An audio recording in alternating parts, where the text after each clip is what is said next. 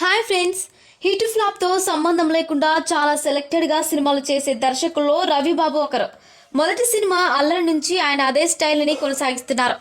అయితే అనసూయ, అవును చిత్రాలతో దర్శకుడిగా ప్రతిభ చాటుకున్న రవిబాబుకు వీలైనంత తక్కువ బడ్జెట్లో ప్రాఫిట్ జోన్లో సినిమాలు తీయడం అలవాటు.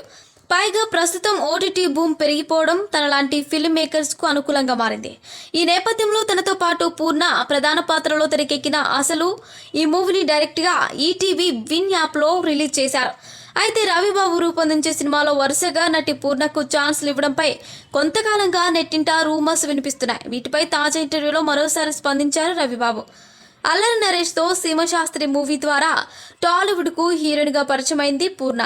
కానీ రవిబాబు డైరెక్షన్లో వచ్చిన అవును మూవీతోనే తనకు ఎక్కువ పాపులారిటీ లభించింది.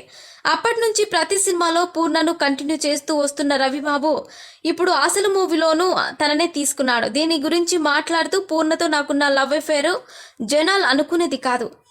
విజువలైజ్ చేసుకున్న దానికంటే 200% బెస్ట్ అవుట్పుట్ను అందించే ప్రత్యేక నటులను దర్శకులు సాధారణంగా ఎలాగైతే ఇష్టపడతారో ఇది అంతే.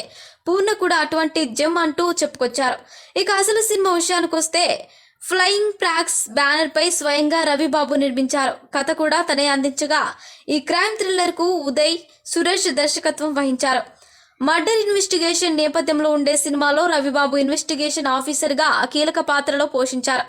కాగా ఈ మూవీని థియేటర్లో రిలీజ్ చేయకుండా డైరెక్ట్గా ఈటీవీ విన్ డిజిటల్ ప్లాట్ఫామ్లో ఏప్రిల్ 13న విడుదల చేయడం విశేషం.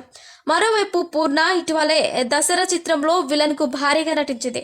అంతకుముందు బాలయ్య అఖండ చిత్రంలో కీలక పాత్రలో మెప్పించింది. మొత్తానికి పెళ్లి తర్వాత హీరోయిన్ పాత్రలకు దూరమైన ఈ భామ అటు డి డ్యాన్స్ షోలో జడ్జిగా వ్యవహరిస్తూనే మరోవైపు సినిమాలో ఇంపార్టెంట్ రోల్స్ను ఓకే చెప్తోంది. మరిన్ని ఇంట్రెస్టింగ్ అప్డేట్స్ కోసం మా ఛానల్ని సబ్స్క్రైబ్ చేసుకోండి.